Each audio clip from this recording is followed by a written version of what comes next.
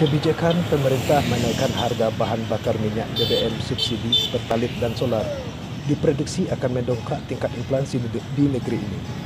Menurut pemerintah, harga BBM subsidi saat ini telah membebani anggaran pendapatan dan belanja negara APBN hingga 502 triliun rupiah.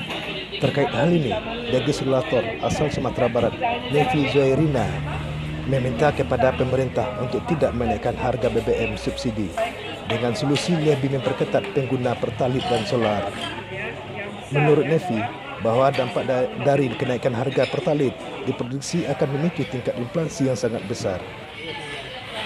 Bila harga pertalit dan solar naik, sudah pasti akan menyulut kenaikan harga kebutuhan pokok. Hal ini akan memperburuk daya beli masyarakat dan memperberat beban rakyat.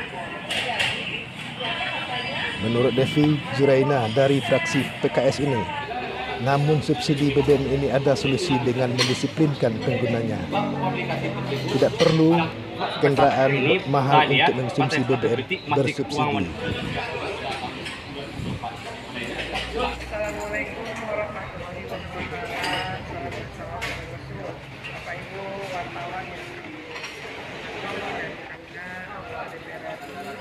dari fraksi Partai Keadilan Sejahtera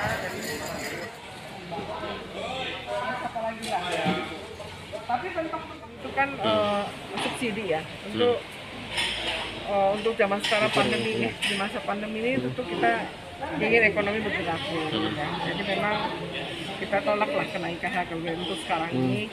Walaupun untuk mengurangi subsidi untuk pemerintah masyarakat, tolong dievaluasi ya siapa saja penerima manfaat BBM subsidi ini.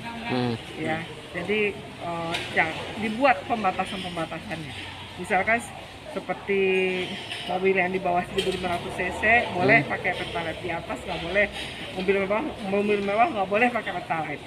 Ya, BBM subsidi ini untuk dari Sumatera Barat, tim Minangkabau TV mengabarkan.